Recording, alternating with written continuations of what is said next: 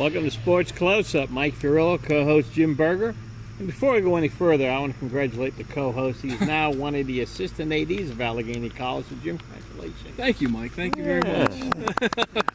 So now we get the scoop with all this happening in Gatorland. Yep, no secret's safe. No Porsche's not watching. Introduce our guest today. To my left, the voice of local high school sports in this area for many, many years, Chuck Stopp. Chuck, welcome. Thank you. How many years? 47. 47 years of coaching, of broadcasting high school sports. Next to his left is Luke Rio from the Titusville area, and also does just about everything in Titusville, I think. Right? Close, yeah. Pretty close. Be branching out to Oil City in the near future, and also does the news and stuff on Armstrong, and also the morning show here in Meadville and Titusville and Oil City. And then next to his left, former voice of the Bulldogs, now voice of the McDowell Trojans, Ray Riesdorph, who, in my eyes, is probably the best play-by-play announcer in the area. Erie, Mercer, Crawford County. Checks in the mail. No, I really mean that, Ray. I think you're the best. No, Chuck, I think you're very good also, but Ray's very good. But Chuck's got the longest tenure. Of us three, I'm number 3. Okay. And then to the left there is Jim Berger, who I talked about already. And guys, let's go to small college first. Okay, and let's go to the Gators since second year for the coach there. Yeah, Jim, Coach Hammer. I got to believe Coach Hammer is more excited than he was last year at this time. I believe he is. They have pretty much everyone back from last year. They were 1-9 last year, but they were much more competitive. I think they could have easily won 3 or 4 last year. They have pretty much the entire offense back from the line to the skill positions. Logan Lee, the quarterback, I know Chuck and Mike, you've seen a lot of him, and you're happy with how he's played. He's back to lead the offense. Alex Victor is the playmaker, the wide receiver. Tyler Bell out of the backfield. You got Ben Bachik, the wide receiver, 6'6" target. Got those jump balls last year. So, then like I said, the entire line is back.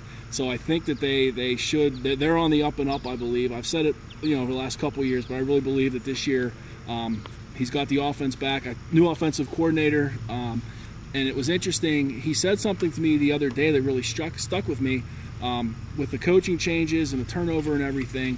This is the first time that the offense has stayed the same from spring ball in 4 years. So a little bit more familiarity with the returnees coming back. So offensively, they have the people. Pretty much the only loss that they suffered was John McFarland, who was a very good tight end. But other than that, receivers, running backs, line, quarterback, they should be set. And most of them are just sophomores and juniors too. So they still have room to grow throughout this year. Logan Lee last year, 15 touchdown passes. I know he didn't have a lot of time to complete a lot of passes. He was under a lot of duress, but he throws the deep ball. He's able to check off to the littler guys like Bala, like Victor. We've seen Victor really blow up, averaging 26 yards a catch last year, a little scat back. Chuck got really excited on a lot of his runs last year. So I think offensively they should be good. Defensively, same thing. They lost a few more players, but the big one coming back, in my mind, is Marcus Davenport, the defensive end. 5 sacks last year. Played injured the second half of the year, but he did pretty well. Travis Thomas, the linebacker, he had the big pick 6 that clinched the win against Oberlin last year. He's back, a senior. So the defense is a lot more veteran-heavy than the offense. And again, they had the same system in place. Coach Hammer is now overseeing the defense. He's pretty much the defensive coordinator. So he's got a lot of guys coming back. They've been through a year with Coach Hammer. A lot of kids, quit the team, left the team over the last year. So I think Hammer's happy. He kind of has his gang now. He has his group. They have 103 guys. I know it seems like kind of a smaller roster, but I think he's happy with that because, more guys get reps. It's the people, like he said, the guys who want to be there. Yeah, I think 103 is a pretty good number. Some people might say it's not enough. That's a lot. Let's talk about coaches. You alluded to new offense coordinator, a couple other changes to it. Yeah, new offensive coordinator, Braden Lair. He was an all-conference wide receiver at Denison. He's a younger guy. He's been out of school for 4 years. He coached a little bit at Denison, got some D1 experience. Real good program there. Real good program there. He came to Allegheny from Austin Peay, so he had some Division I coaching. Mm-hmm. He also brought another classmate from Denison with him, Matt Cochran. He's an offensive line coach this year. Came from Dennis. Actually, he came from Wesley College in Delaware, who's a perennial top 20 team. So I know a very young coaching staff this year. I think the oldest assistant coach is probably 28, 29 years old. So a lot of energy. Curtis Bailey's coaching the defensive backs. He's an Erie product, actually. He was at Gannon, Curtis Bailey. Van Hunt, he safeties, and he's a recruiting coordinator. He does a little bit of everything. He played for Hammer at Wabash. Joe Lakaitis, he coached at Westminster the last couple of years. He was an All-American at St. Francis Division I. So he has the staff in place I think he's happy with. Coach Jeff Fell is coaching, I believe he is defensive line. He came from Yale, so he's smarter than me. He's probably the smartest guy on staff. But yeah, the staff is in place. I think Hammer's happy with where they're at. At the time of this taping, they've been in camp for about a week. I'm sure that they're starting to install a couple things here and there. But and another player I forgot to touch on, Jake Wilson, the return man, set the NCAA Division III record last year. Some cynics may say it's because he had to return so many kicks. But he averaged 26 yards a return, and he had 4 returns over 50 yards, a couple really long ones. Wow. So I don't think cynics said that. I think that's a true fact. Yeah. He did have to return too many kicks. He returned a lot, yes. But he had a healthy average, 26 yards a return. No question. Gators won 1 game last year. Yes. But I think one of the things that everybody agreed with, including the head coach, is he wanted his kids to be a lot stronger this year. They really instituted a big-time weight program. How did that work out, Jim? I think it worked out. Like I said, Marcus Davenport earlier, he was actually on campus throughout the summer, and I've seen a huge. He was big last year. He's a monster this year. He's a little lankier last year. Now he looks like a dude, as the coaches like to say. And a bunch of especially on the defense, I've noticed a lot of guys have really bulked up from when I was up there the other day. Travis Thomas, the middle linebacker, he's another one. He got really big. Freddie Ruiz, he played a lot last year, starting linebacker. He got bigger. So I think the weight room did pay off. I know Coach Hammer, that's his baby. He's all about weight training and conditioning, and they had a lot of 6 a.m. voluntary workouts over the winter, and I mean they had pretty much full attendance. So I think it paid off. And again, they're younger guys, so they're bound to have to get bigger. They have to get stronger. So, growing pains last year, I don't see him going, 8-2 this year, but I think that there will be a marked improvement. What do you say for wins then? When you say marked improvement, will they be in all the games? Will I they think win more than one game? Yes. I will say they will definitely win more than one game this year. I think looking at the schedule, and they open up at Teal. They open up at Teal under the lights on a right? Thursday night. Excited about that one. That'll be pretty cool. I'm more excited because it's not our home game, so I don't have to do a lot of work. But, yeah, last year the Teal game was back and forth. There was one lull where Teal scored 3 touchdowns real quick, and after that, Allegheny played right with them. So, and I think they have a new coach. The second-year coach, Dan Bloom, but they lost their quarterback, who pretty much was he single-handedly beat Allegheny the last 2 years. So that's got to help out a little bit. But Jim, I noticed, and you have the schedule in front of you for the Gators. They have a lot of different times for their the first half of the year, especially. The first home game is the first home game against Worcester is September 9th. That's 5 o'clock. 5 o'clock. 5 o'clock. Then Denison the next week is 3 o'clock. What is the reasoning for the different times this year? The 5 o'clock game, I think we always want to have. We like having our first home game under the lights. And I don't know if Worcester was agreeable to do a 7 or 7:30 kickoff, so we went for 5 o'clock, and they went for it. We have a big pregame with a band. By the band, they're going to stretch it to 6. Yeah, we could, yeah. I mean, technical difficulties, you never know. The Denison game, I believe it's because there's a lot of activities going on the campus that time. It will be kind of a bottleneck. There's a cross-country. 24 cross-country teams are coming to race that morning, so I think it would just be a mess. There. Yeah. And then the Hiram game, September 30th. Still working out the plans, but we are going to honor Jamie Plunkett that day. It's Jamie Plunkett Day. What time is that game? That's 5 o'clock game on the 30th against Hiram. Another team that I think we should definitely be in the game with. But Jim will be getting dinner in the press box. Well, we have a good menu for the press box this year. Just throw that out there. We have a menu. That's even an upgrade. So then, Chuck, once again, cool to be doing all the Gator games home and away? Yes, certainly do. We look forward to it against Teal on the 31st. And who's working with you again? Stephen G. Fulmar will be working with me again. We'll have all the games home and on the road. So and look forward to another Steve good does season. A nice job. Yes, he does. Anything else about the Gators? Well, I was that gonna new locker room, right? New locker room, Not new yeah. locker room, but upgraded the locker room. It's looks brand new, yeah. But looking at the conference, always perennially one of the stronger conferences in the NCAA. Last year, Wittenberg went to the third round of the NCAA playoffs. They're picked to win it, no surprise there. Wabash picked to finish second, no surprise there. Denison third. But then after that, it's kind of a muddled mix. A lot of teams last year, 6-4, 4-6, that seemed to be the middle of the pack, and then Oberlin brings up the rear at 0-10. But looking at I think Allegheny received 25 votes in the preseason poll. 95 was the winner, but I think it's kind of a crapshoot really for the middle of the pack between Worcester. We could have beat them last year out there. That was the marathon game that Chuck didn't get back home till about 2:30 in the morning. The rain. 49-40. Hiram, we've always been competitive against them. They lost a lot as well. And Kenyon as well. They had an All-American receiver that they lost, Brian Honka, who was kind of a one-man show. So with the combination of the people that Allegheny have coming back and some of the losses the other conference teams have suffered, I think we can 4 wins, 3-4 wins for sure.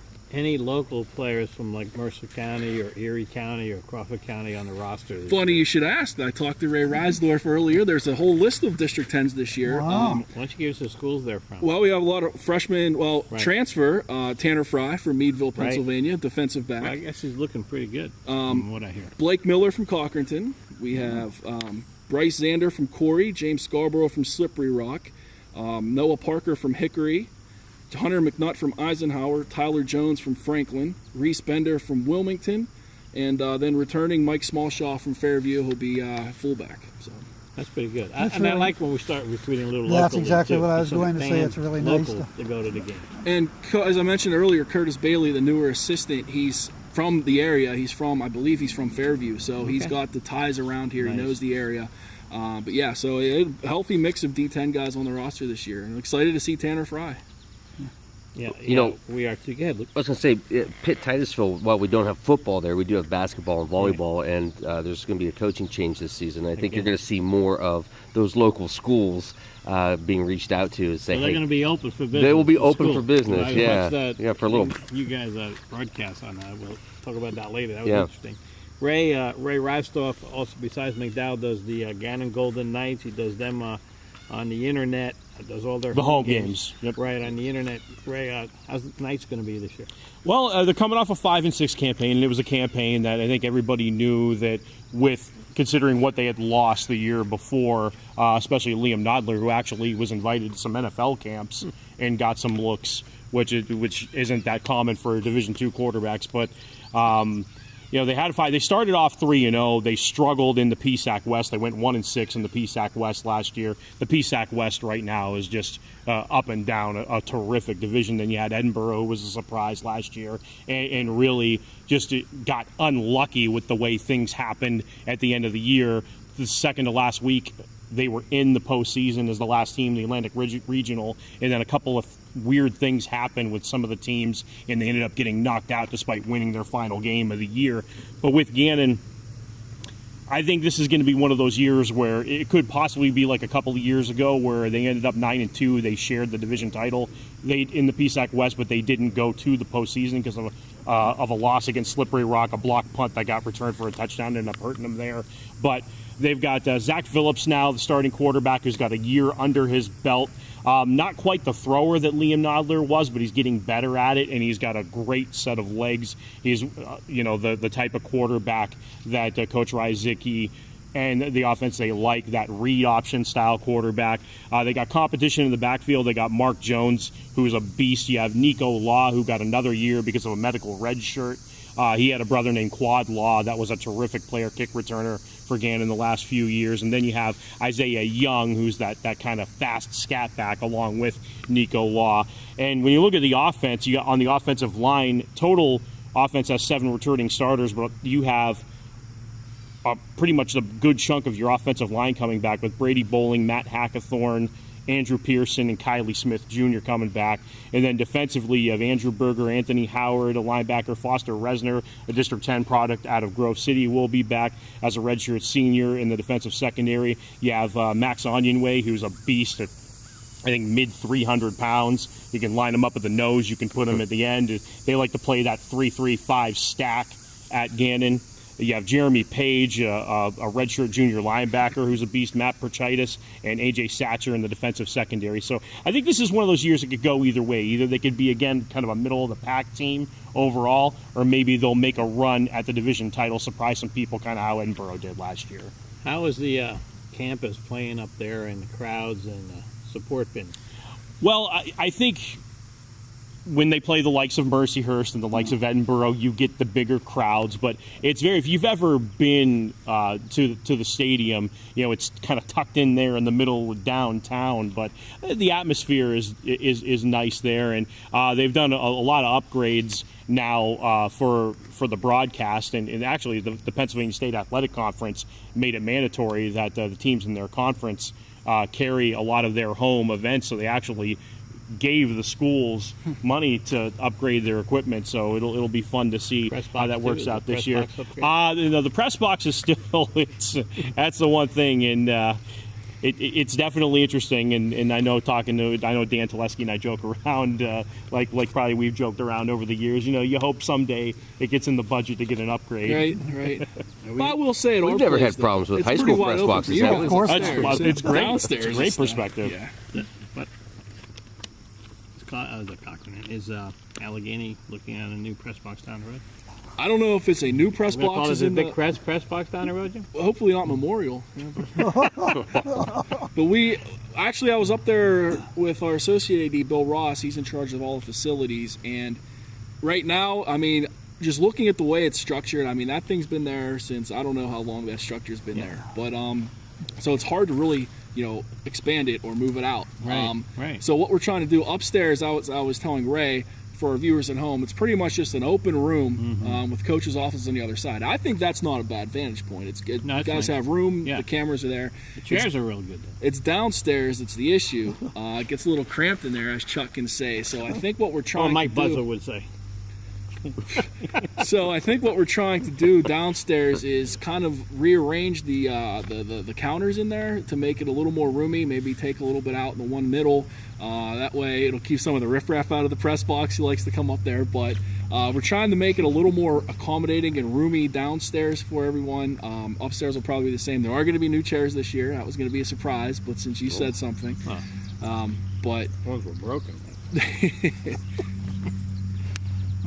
It's not a bad place. No, it's not a bad place at all, and it's an exciting place to be. And I know Chuck and we'll be doing the games on the radio home and away, and Vic and I will be doing the internet things at the home games, and that's always something to look forward to. I was just talking to Vic today. He's all excited. I saw him He just called me and said, the Teal game's at 7. I said, yeah. Kind of told you that. Yeah. We're going to be going because we're excited to see Allegheny play that Thursday night. And actually, there's a home scrimmage on August the 23rd against Geneva at 7 o'clock as well. I know it's during Fair Week, but if you want to go see the Gators, take some time out from visiting Mike over at the fair. It's a free admission on August 23rd. They're playing Geneva College at 7 o'clock. Nice. So are they scrimmaging in Grove City too? They're having a team practice at Grove City at the end of this week. So like with the NFL does. Yeah, exactly. I know like Steelers and Bills always do that. Yep. Ray, what do you got on Mercyhurst? Anything for us? Well, Mercyhurst, and by the way, just the preseason projections, Gandon was picked to finish 5th, Edinboro picked to finish 4th, and then Mercyhurst was picked to finish 8th. And it, kind of like a couple of years ago where Mercyhurst had a down year, then they came back and really surprised people. That was 2 years ago. They had the 0-4 start, then they ran off 7 straight to end the season. You always got to watch out for Marty Schetzel coach teams, and they had a down year, but they've got 10 starters on offense. Quarterback Doug Altavilla's coming back, 5 returning starters on defense. They were 3-8 last year. I think they're another team that could surprise some people this year. And then you have Edinboro. The Cinderella story. They were the Cinderella story last year, and then the coach got a job at Syracuse, and so Wayne Bradford now is in his first season. But they had, been there about 18 years now. Yes. Yes. Oh, they went 0-11, and then of course, as we mentioned, 9-2, and almost made the playoffs. Jake Sisson, I'll tell you what, and he was a great high school football player in New York, And even when Edinboro was down, when they were having one, or obviously the winless season a couple of years ago, we watched this kid against Gannon, and it was a shoot. I think Gannon won the game 49-42 that I did, and this kid's throwing for 400 yards and 5 touchdowns, running all over the place. Tanaz Gregory, the Cathedral Prep product, he was the PSAC West Freshman of the Year last year, coming back, and you can use him as a running back, and you can use him as a slot receiver, a wide receiver. He returns kicks, he returns punts. It'll be interesting to see what Edinboro comes back with this year, but just seeing some of the interviews with Wayne Bradford, he seems pretty enthusiastic about what they have back and what they were able to accomplish last year, hoping the momentum carries to this year. He's a very personal guy. We had a chance to go up there and do a show. We had him on along with Bruce Baumgartner and the SID of Bob Shreve. Bob Shreve, too, yeah. right? And he's a real good guy too. Yep. But we had those 3 people on, and you're right. The coach is excited, and he also want to mention everybody out there. He brought up Barrett Hoffman's name. Barrett Hoffman played for the Bulldogs as a member of the Fighting Scots. We have Tanner Fry at Allegheny, Barrett Hoffman at Edinboro. We have Antonio Ferraro at IUP, and of course we have Journey Brown at Penn State, and we have Darius Edwards at W&J. So it's nice to see local kids further their career in football. But he's high on Barrett Hoffman, and I'm not sure if they're going to put him on the offensive defensive line as we tape this right now, but he was kind of impressed with him as far as his knowledge of the game before I got a chance to see him do anything yet. So that's interesting. But yeah, Edinboro had that great season. They lost their coach. Running back coach at Syracuse, somebody told me he tripled his salary. And he's coaching D1, so I guess it wasn't a hard decision to make there for him. You know, and sometimes it just takes a season like that. You win a couple, 2 or 3 games. You know, you might not have all the talent in the world, but now these kids believe. I know it sounds kind of cliche, but you know, now that they know they can win in Edinboro, I think that could help in the long run as well. PSAC, who are they picking to win it this year? They picked IUP to win it. Cal is the defending champion. Right. This is the Western Division. Right. Cal then won. They blew out Kutztown in the championship game, but IUP was picked to finish first. Cal number 2, Slippery Rock number 3. So the usual suspects in the top half of the conference, and then in the East, we'll just give you the top couple of picks. Westchester picked to finish first. Defending champ of the Eastern Division, Kutztown picked to finish second. Shippensburg third. Bloomsburg 4. I think the West, at least in football, is a little bit stronger than the East. Yeah, you know, the East has had, Westchester had a really good team a couple of years ago that went on a deep playoff run. Kutztown, obviously, Bloomsburg's usually in the mix too. But yeah, I think the West, up and down, top to bottom, has been more dominant over the course of the last few years. And it's the biggest D2 conference in the country, and it's really respected by a lot of people throughout the country now, the PSAC conference, especially when they added Edinboro and Mercyhurst. They even rounded it out.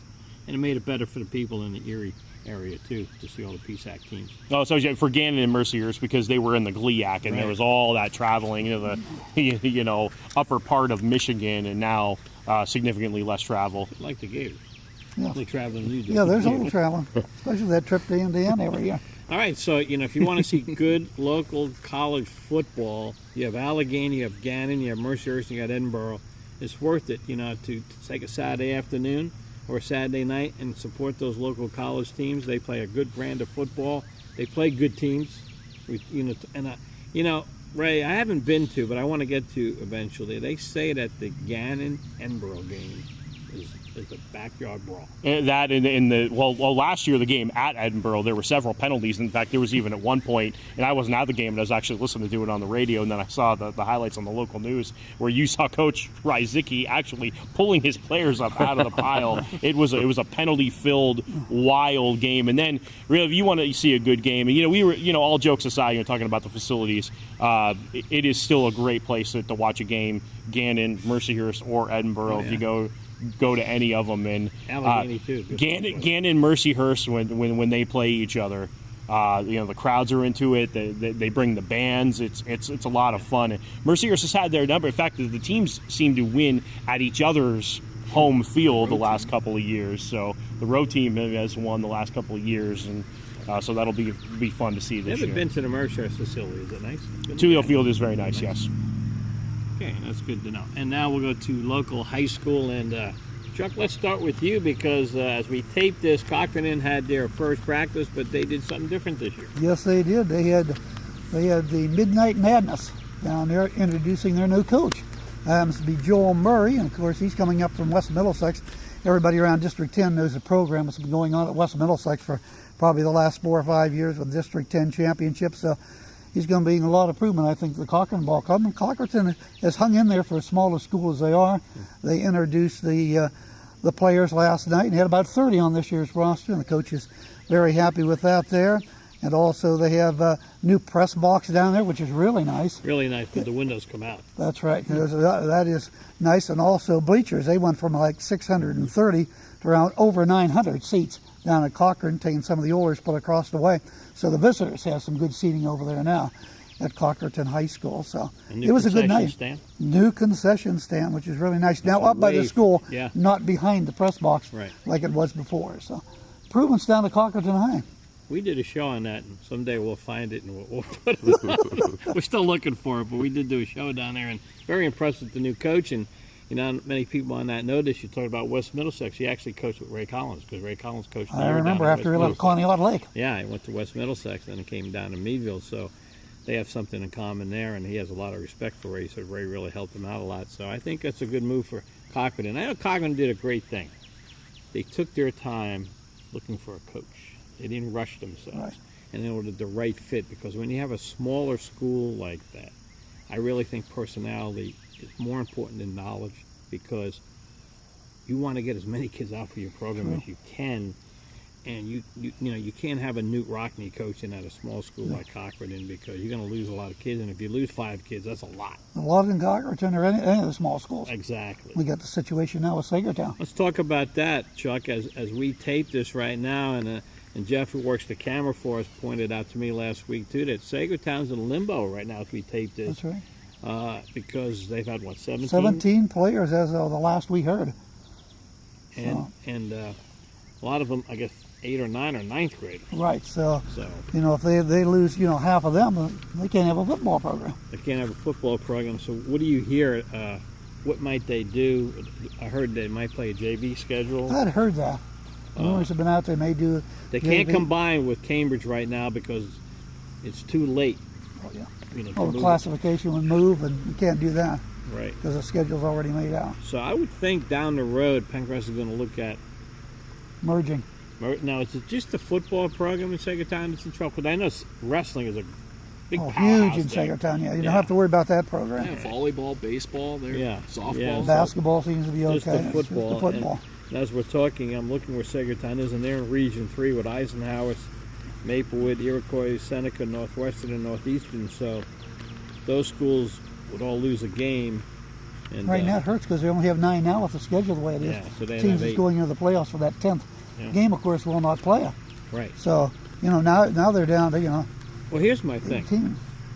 You look at that 10th game, only if you don't go in the playoffs, but everybody's invited to the playoffs. True. So if you're not going to go in the playoffs because you feel your team's bad, why would you play the 10th game if your team's that bad? Right. You know, so I think I don't think they took their time. Ray talked about this. Sometimes, you know, intentions are great, but they kind of rush into stuff and they don't get thought about it. So I don't know how that's going to. I think the only rationale, and I've seen this in college a couple times with like postseason bids and that, the best thing about playing a 10th game, even if it doesn't mean anything, is getting, you know, another week or 2 with your kids. That would be the only positive I could see out of that. You know, another week of five more practices. Some people say that about even if your team's bad going into the playoffs. Well, last year Meadville's first game was against Vincent down in Oil City. I think Vincent had won 1 game maybe. They're 3-6. All right. Going into that game. Meadville beat them like 60-0. Meadville coaches were paranoid, not about who they were playing. They didn't want to lose one of their star players. The year before that, Pat Gould's team came down to Meadville to play East. East was horrible that year. I talked to Pat, who I know very well, and Pat said the same thing to me down on the field. He says, I'm worried about one of my stars getting hurt tonight, and I might just play them 2 series because I think the young kids can destroy this team. Nothing against East or Vincent, believe me. But so sometimes the team that's the big favorite is worried about losing a player, not worrying about winning or losing a game. So ways of looking at that, I guess. We're not going to have to worry about Vincent or East anymore. And since I brought that up, let's talk about that. The Erie School District did what we've talked about the last 2 years. They decided to merge all 3 city schools into one big high school, change the name to original name, Erie High School. And their mascot is now the Royals, blue and white.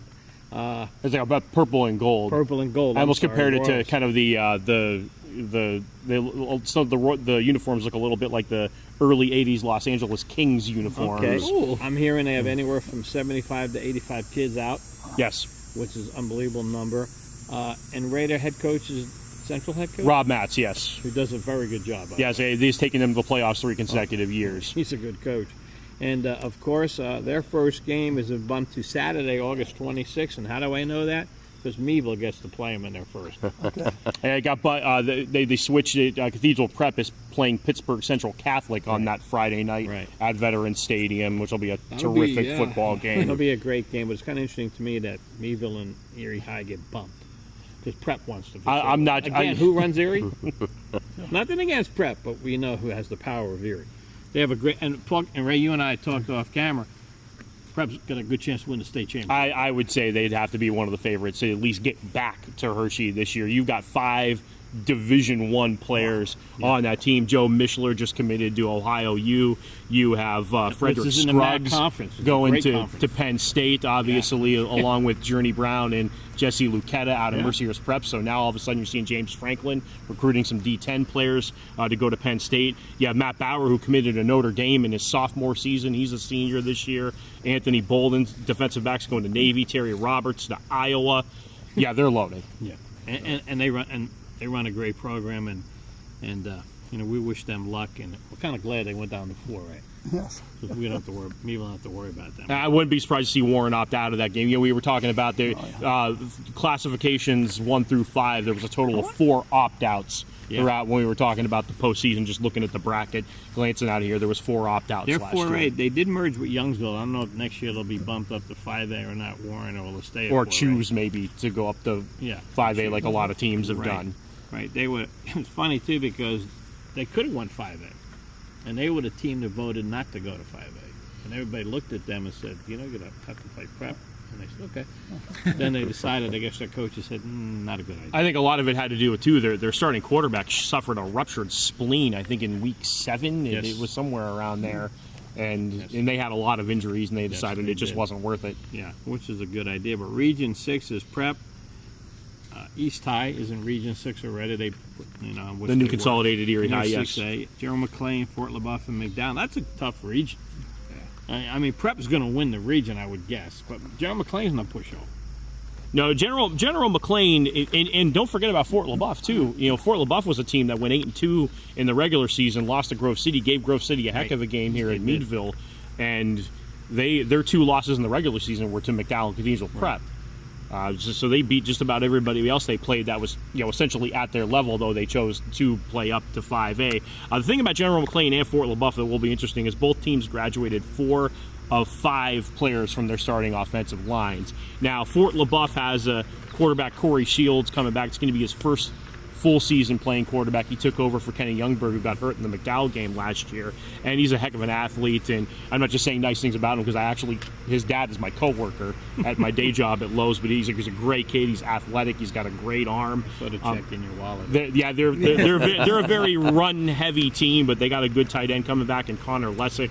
Then a linebacker in Cole Dawson. Offensive lineman, the one starter coming back is Brandon Riazzi, who's a good player. General McLean, their quarterback, Laird, graduates, so they have a kid by the name of Jack Parker. Not sure. I mean, most of the time with General McLean, usually the underclassman gets that starting job coming up the next year. But the thing about General McLean you always have to respect is those kids have been running that same option system since they were little gritters. So they come up through the pipe. They know what they're running. Oh, yeah. And so it's a very, very well-coached team by Jim Wells. And then with their Erie, quarterback back? No, Laird graduated. Thank God, he was in there. Yeah, he was a beast. And then with Erie High, more than likely Central Tech's quarterback in the last couple of years will be a senior this year. Jason Williams, I would imagine, will be the starter. All indications right now is they're going to be still running that same system that Rob Matz put at Central Tech, which is that single wing system where you see those swinging gate offensive lines right before the start of the play, a lot of unbalanced lines. The snap can go to the quarterback. It can go to either one of the backs lined up with them. It's a quirky old school offense that can be tough to defend with their speed. And they're going to have speed all over the place. Merging those 3 schools together, they have speed to burn and then some, so they're going to be a tough opponent. And as I said before, the Bulldogs played in the first week on Saturday. Looking at Region 5, you have Du Bois, Warren, Conneaut, Meadville, Grove City, Oil City, and Franklin. And Chuck, when you look at that region, because I know you'll be doing some of those games also, you got to believe, my thing is right now, I think the favorite's Du Bois to win that region. Du Bois is bringing back just about everybody from their team. Meadville beat them last year early in the season, but they got better as the year went on. I think Du Bois is going to be a tough out for everybody. I think Grove City will be good. I look for Oil City to rebound and have a decent year. Cash will always be good long as Pat Gould's the head coach. Yes, so they've gone like 39-8 over the last 3 years. And he talked about 6 o'clock workouts. Pat has 6 o'clock workouts for high school players at Cash. They come in at 6 and lift all winter. So that tells you the dedication he has and the players have for him. And it pays off there. It does pay off. We'll find out because our second game is going to be Du Bois at Conneaut. So. That should be one heck of a game right there. You look at the Bulldogs. The Bulldogs have lost a lot of key personnel. You start with Journey Brown, who I felt was I know the kid from Hickory was good, but I think Journey Brown was the best running back in the western part of the state, period. And I think his numbers panned that out. I think what he did was amazing, not only in football but in track. And I know Penn State's tickled pink to have him. But they also lost Antonio Ferraro, who was no slouch in the backfield either. And he had a great last 2 years. And they lost a ton up front. They lost 4 outstanding linemen. Luke Sherrod. They lost Barrett Hoffman, who's going to Edinburgh. Luke Sherrod is going to Grove City, I believe. So they lost a couple who's going to play for Grove City College. They lost Tristan Beck, who joined the Navy, and he's helped defending our country right now. They lost their quarterback, Kurt Mumauer. They lost Austin Cottrell, who was a tough secondary person. So they've lost a lot. I've been down watching them. I went this morning to watch their practice also, and they're very upbeat. But me was going to depend on their line. They have some backs that can run the ball. They have Julius Ream. They have Isaiah Manning, who, people don't realize this. If you take Journey Brown and the kid from Hickory out of the equation, Isaiah Manning had the 3rd most yards in the district. Yes, wow. And as a fullback yet. So and he's going to stay at fullback. So he can need a good offensive line. The line's the question mark. That's exactly right. They made some changes, or some changes were made to their assistant coaching staff. Cody Topola, who was a young kid who was a special team coach, is now the defense coordinator. Kids love him. He is very thorough. He played some D1 ball when he was younger. Mike Richards, who coached at Allegheny a little bit. Grove City, Yep.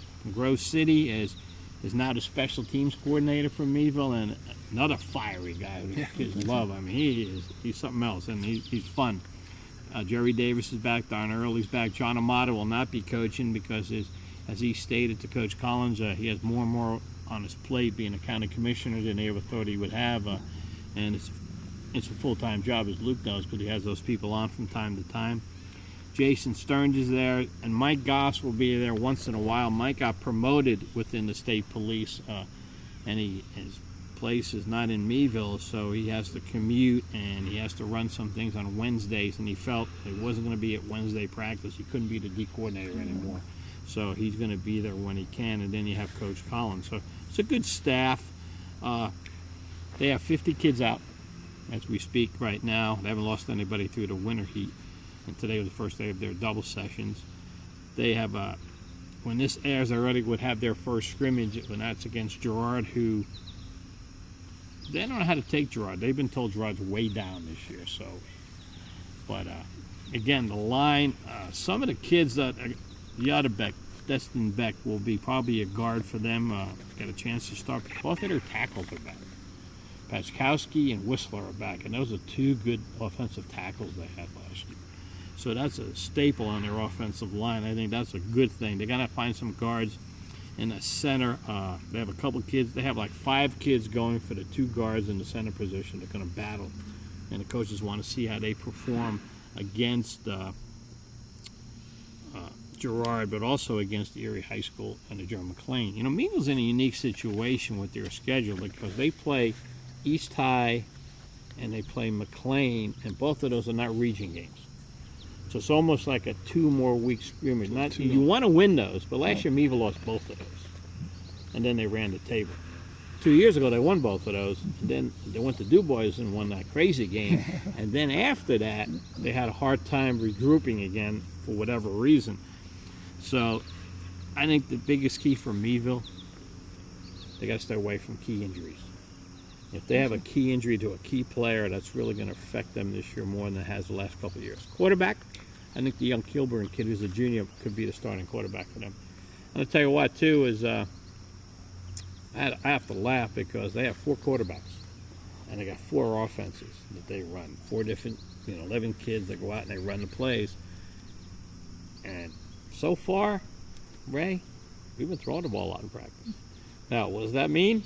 We're going to run the ball. We've been throwing the ball. In fact, the Erie News Station was down today, and they were filming, and the whole time they were filming, we threw the ball every play. So the guy stopped the film and looked at Ray, and Coach Collins says, we're going to throw some this year. And I'll tell you what, the Kilburn kid looks good. They have a couple other quarterbacks. They have a Landon Beck kid, a young kid. He looks good also. Beeson kid, his last name is Beeson. I can't remember his first name. Very athletic, this kid. I mean, this kid is very athletic. And if he doesn't play quarterback, Coach Collins is going to find a place for him somewhere. They got other running backs in the mix, too. Jonte Brown's in the mix. This kid, this other Brown kid, he doesn't have the fakes that Journey did, but this kid can fly also. I mean, they got him on the kickoff team, and they ran kick returns today and had a little seam. So that could be interesting, too. So it's going to be an interesting year for Meadville. All said and done, though, I think if Meadville goes 6-3, that's an outstanding season for this year's team. I really do. They have a chance to go 5-4, 6-3. But and you talked about the coaching staff. Good Coach staff. Collins now, I mean, this is stability for the program. He's now one of the longest tenured in how long, and that's got to help. One thing the people like about Coach Collins and the families like about Coach Collins is, number one, he doesn't embarrass a player ever on the field. If he has something to say that he's really not happy with, he'll do it in the locker room or at a meeting. But the kids like him because they know where they stand with Coach Collins. And he's there all off season in the weight room with them, all the time with them, and it's kind of cool.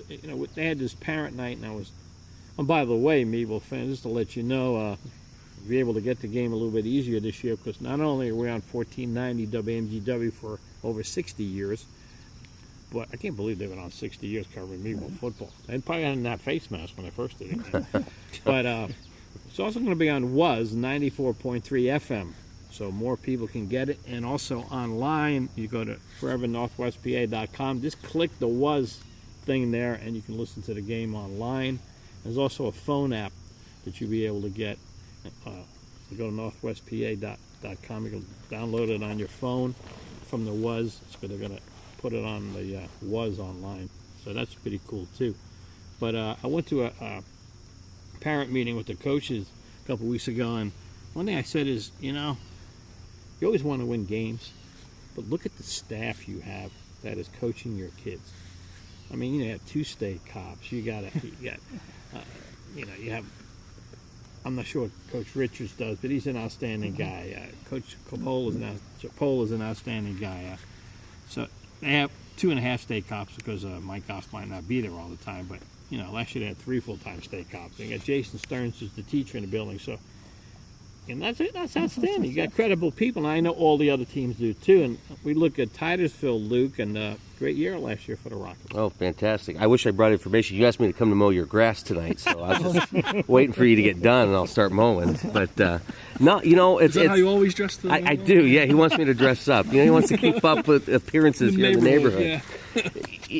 I think when you have one amazing game a season, it's like, wow, this is the once-in-a-lifetime game. We had several of those last season, starting with week 2 against Fairview, and luck sort of continued on with Titusville. They lost by 1 point to Conneaut, Ohio, in a tough game where I think Titusville's big issue last year was putting 4 quarters together. They'd have a good half. Maybe the second half they wouldn't play well.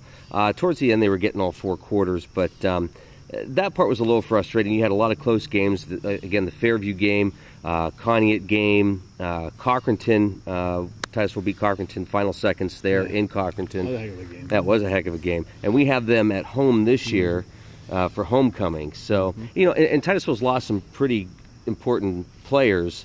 So it's going to be interesting for us to see this year who's going to step up into those leadership roles and see what kind of team emerges from this season. And with high school football, at least Titusville, it's going to be a couple weeks before we really get to see what kind of team they can put together. But you've got a stable coaching staff. You talk about just having that stability in programs. Titusville has that. Great people who are involved with the kids, and not just in the weight room or on the field, but making sure they're keeping up in school and doing community service type events. Coach Hancock's really good about getting the kids involved in the community.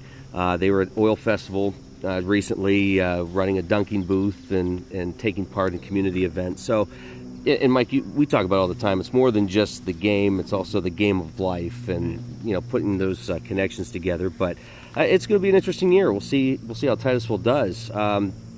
They have the potential to be better than 500, I think. But it's going to be a tough couple weeks for them. I think that Fairview game is going to be interesting. If you look at all the close games last year, all those teams are going to want to come back and win. They open up. Tough game to go to Cambridge, correct? Yes, and we hosted them last year, and that game was a great game for Titusville. So yeah, they'll start off with Cambridge Springs. Week 2 is Fairview, and again, that was one the last couple seconds of the game. Mercyhurst Prep was a good game for Titusville, and again, that kind of came down towards the end. Harbor Creek, no problems there from Titusville, so we'll see what happens this year. Again, Conneaut is that team where we didn't know much about them. It was the first time playing them in Ohio last year. They come to Titusville this year, so we'll see what kind of team they bring. You guys have a toll for them to pay when they go in the class. That's right. Yeah. Will the road work be done for football season? By the end of the season, yeah. By homecoming, I don't know. By homecoming, I hope so. Cochranton's getting new press boxes, and we missed that. We got a nice new scoreboard. Oh, a beautiful scoreboard. Nice Yes, scoreboard. absolutely. And by the way, Region 4 with Titusville is Corey, Girard, Harbor Creek, Fairview, Mercyhurst Prep, and Conneaut, Ohio. Ray, what do you hear about Mercyhurst Prep? Because they usually have a decent program, but they lost some kids, or they got some. Did they get some kids coming from somewhere else? Well, there was the district denied a couple of transfers from Fairview. Actually, that was a story a few weeks back before we did this show. They had a good year last year. They went 6-3. They made the postseason, but we were talking off the air before the game. The change of 6 classifications, and not much changed in the smaller divisions. You had Farrell, the 1A champion, Wilmington, the 2A champion, and Hickory, the 3A champion. And Mercyhurst Prep in that 3A bracket, they were 6-3, and they play the 3 seed out of Region 2 in Slippery Rock, who comes in at 3-6. Slippery Rock beats them 28-0. It's just a different caliber football down there.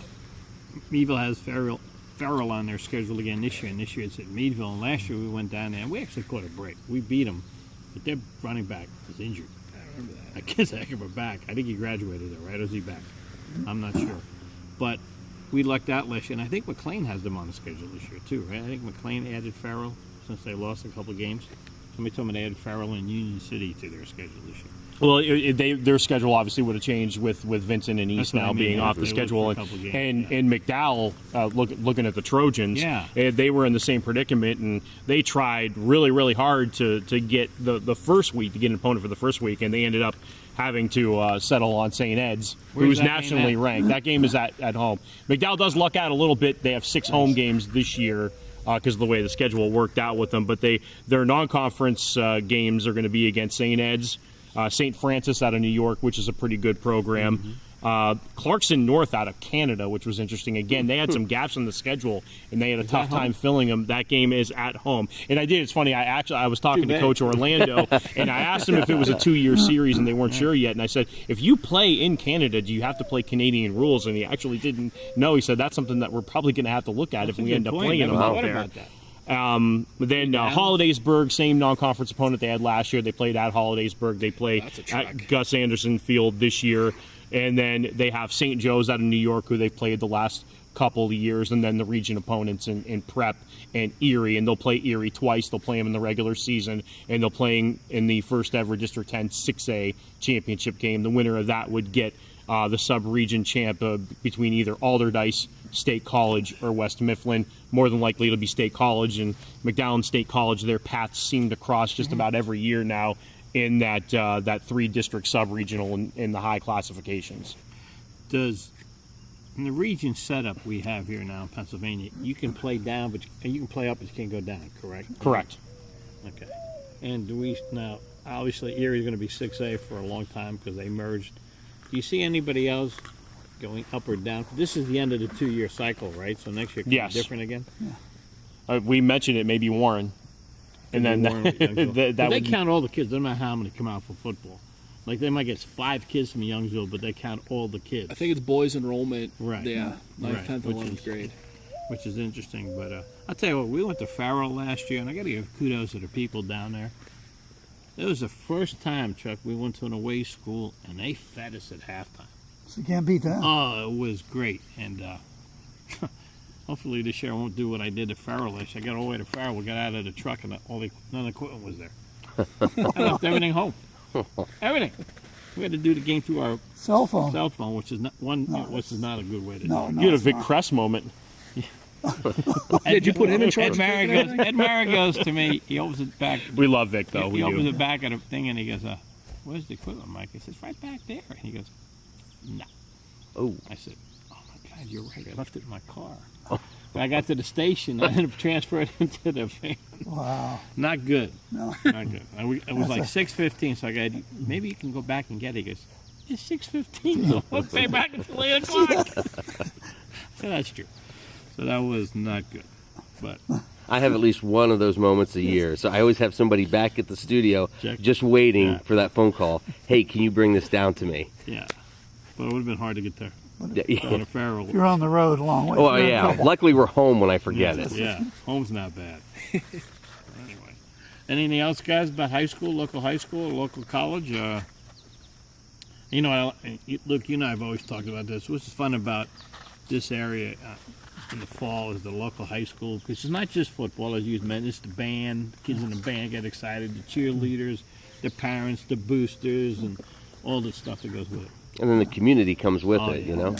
And I hear people in Meadville talking about, what team we were going to have this year, who's replacing Jeremy Brown, and my thing is, nobody. You don't replace kids. Jeremy Brown's, no. Nobody replaces a kid. It's like at Cash a couple years ago with their quarterback. Who's Oh, yeah. replacing Barrett. him? Oh, yeah, Barrett. yeah. Nobody. No. McDowell's Not in the that same boat quality. with Levi Becker. School's Right. all-time leading passer Right. graduates. And Exactly. But that's the beauty of high school sports Exactly. is coming back and seeing what's going to happen next. No question about that. It's not like college, you go out and get somebody to replace him. Right. No. And one thing I really got to give a shout out to is the Meadville Medical Center. Since they put in that sports medicine with teams, like we have a young lady that goes to our practices. She's at every contest. The kids are treated so well with any injury they get. They're right nowadays. there, They're immediately. right there. I know all the Crawford County Yeah, schools have goes them. out, yes. Right. Does Titusville maybe have somebody? Yeah, they have a trainer. That's great. Back in the day when we played, at least when I played back in Long Island, you got knocked down and the coach would say, "Do you know what day it is or how many fingers?" You say, "One." Good. Get back in there. You're okay. You're there, drag him off the field. Yeah, take an aspirin. You're fine. That But explains a lot. yeah, it does. But it's really good how they have that today. Jim, not to blow that off real quickly, you talked about Jamie Plunkett night, and for people who live in a cave that don't know it, Jamie retired 34 years, yeah, he was our head at athletic trainer. Didn't retire from coaching Bulldog fans. He's still coaching the hockey team. That was the first question everyone asked Oh, when I yeah. sent out that press release. Is he still coaching hockey? You talk about a tough act to follow. Oh, when he yeah. decides to I retire. know. But We actually replaced, again, you don't replace someone Right. like that, but Robin Scheimer is the new head athletic trainer. She's from Pittsburgh area. She went to the University of Pittsburgh. She actually came to us from Kenyon College. She's a Western Pennsylvania native, so she wanted to come back closer to home. So very good resume, very excited to have her. Kayla McGuire has been our assistant for 3 years. She's back. And then we have another assistant, Hannah Jasienski. She worked you got at Teal. all the female. Yeah, all female athletic athletic training staff, yes. But no, I'm excited to work with them. Robin's only been on board for less than a month, but she's been great to work with. She's been at her and Kayla have both been at all the football practices. They actually had, speaking of injury prevention, so you have to get the physical and all that stuff to come into school. They get a brief physical upon check-in, and then today they actually had an orthopedic screening. So orthopedic doctors are in there testing the good flexibility idea. and the ligaments and all that stuff. I like so, that. That's a very good idea. Yes. Yep. prevent any type of injury, or somebody might have something they don't even know they have. Yeah, you've tested the flexibility and all that stuff. Yeah, hey, something that doesn't seem right in your shoulder. Maybe we have to get that looked at. Yeah. And let's talk about real quickly, since we have Jim here, as we said early on, he's one of the new assistant ADs. Why don't you tell us who else got promoted? Kate Costanzo, women's basketball coach. She's been on the show a bunch of times. One of my favorite coaches of all time. Yep, successful coach. This is her 10th year. She got promoted to senior women's administrator. Basically, she's probably the highest ranking female coach, highest tenured, in service years and everything. So she's pretty much like the voice of coaches among the administrators. So she, women's volleyball coach has an issue, you go to Kate, she goes to the AD. So it's and it's very well deserved for Kate. She's a lot of, it's not just the X's and O's and the recruiting and everything. Her teams are very, very big community based. I talked about the community service. They do all kinds of community service stuff. And she really develops a lot of leaders. Her players go on to very successful careers, and she's just a very very positive, very engaging, very upbeat. And as part of this promotion, we have our offices moved, so I'm now next door to Kate. So you have one that doesn't have a window, I heard. I do, yes. I don't need those distractions. Vic told me, because Jim's the only one that doesn't have a window. It was a promotion, right? Okay. All right, let's look at this again, though. This thing will air before the first game for everybody. So Meadville will play Saturday night, August 26th, up in Erie against Erie East Royals. Titusville goes that Friday, 25th, Cambridge Springs. Right. Our first game is going to be Maplewood at Cochranton on Cool 101.7. That should be a great game. That should be a good game down in Cochranton. Maplewood, Cochranton, and that's a long-time rivalry from Oh, yes. many, many years Yes. ago. And Jim, your first game will be August 31st, the Thursday night at Teal. Thursday night at Teal. And I'll tell you, that's another thing, too. If you want to watch a good Thursday night game, get to Teal that night. It's better than half those Thursday night NFL games we've been seeing. The only night they don't play now is Tuesday and Wednesday, right? They For play now. every other night. Yeah. For now. Yeah. That's right, because they want to get rid of one more preseason game. I see the commissioner's Yeah. working on that. Yeah. Any way to make a buck. One note, Armstrong's going to be there with the Maplewood Cochranton game. Nice. They're taping that game. And Armstrong might be doing the Meadville-McLean game, Jeff, or we're not sure yet. And that game going to be taped, or we're not sure where that is yet. Not sure. And by the way, we want to, Jim and I want to give a shout out to all the new viewers in the Cambridge, Edinburgh area. Yep. And hopefully, we'll get out to interview some of your coaches and some of your teams in the future. And while we're talking about broadcasting, you can hear Mike Ferrello and Vic Kress, the voice of Gator webcasting, at AlleghenyGators.com/Gators TV. They'll have all of our home games. And Chuck, as we said, we'll have a link to all of the webcasts as well. You can listen to Chuck at Cool 101.7, him and Stephen G. That's right. It's Do we get plugs in September, this rather too, or- August 31st. We might have to do it ourselves. Yeah, but it's please. okay. And by the way, Chuck, who does the high school football with you? That's Stephen G. Fulmar, He's doing high school this year, too? the football. Or no, Gary Patton, I'm That's sorry. right, Gary does. Yeah, Stephen Gary G Patton. does the Stephen Stephen Southern- G's be doing the Gators and be doing Greenville. Greenville, He does Greenville. And Luke, why don't you tell everybody about your telecast for Titusville? Yeah, we'll have Jim Bodemer and Steve Bodemer back, and Bill McCrillis on the wireless mic, and I like that wireless mic. Wish we had one of those. Good. No, it's great. Get field reports. Yeah, I know. Big plays are happening down there. We can go down on the Now field. that you're on the We've FM mic, got the budget. There is no budget Yeah. for you, Mike. Okay. I'm going to order the stuff, Jim. Luke said I can do that. Streammedia.tv. So Jeff, anyway- you just put that up right here, right? Streammedia.tv. Greenmedia.tv is what you'll have all the games. Yep. Home and away. Yes. You guys do, which is awesome. And then, Ray, high school-wise, you're... With McAlligan this year, changed the entities. I want to thank Bill Stafford, who we went to Bill, who now owns WWCB. Go to WWCB.com. It'll be on Stream 2 there. We're also going to have it on a TuneIn app. We're just waiting for that, or the WWCB phone app that they're working on right now. So we will have all the games for the Trojans this year. And who works with you, Ray? Brett Pryor. There's an excellent. He's also the assistant coach at Westlake Middle School, part of the McDowell Nice. program. Yeah. And just to let everybody know, our first game up in Erie, Ray will be doing a game. I'll be doing a game with Ray because Ed will be coaching a championship game somewhere, Ed Marin. One other thing to mention before we leave, we'll be doing Meadville hockey this year. That's right. Yes, 10 home games. The We'll do Cravens. just the home games, yes. The Cravens. Dan and his son will be This year, doing just the the games. home game. You branch out down the road. That's right. Yeah. 10 home, and that's great, isn't it? We all know about how great the Meadville hockey program Oh, is. One of the best ever. Well, this is one of my favorite shows of the year. Sure. Time just flies. Jeff's telling us he may have cut us off by now. Who knows? But He's almost falling out of his chair. I think it's time to go. but Mike, Thanks, always guys. a pleasure. Chuck, Luke, Ray, high Thank you, school Thank you, football, guys. local college Thanks. football. Thank you. Thanks for watching.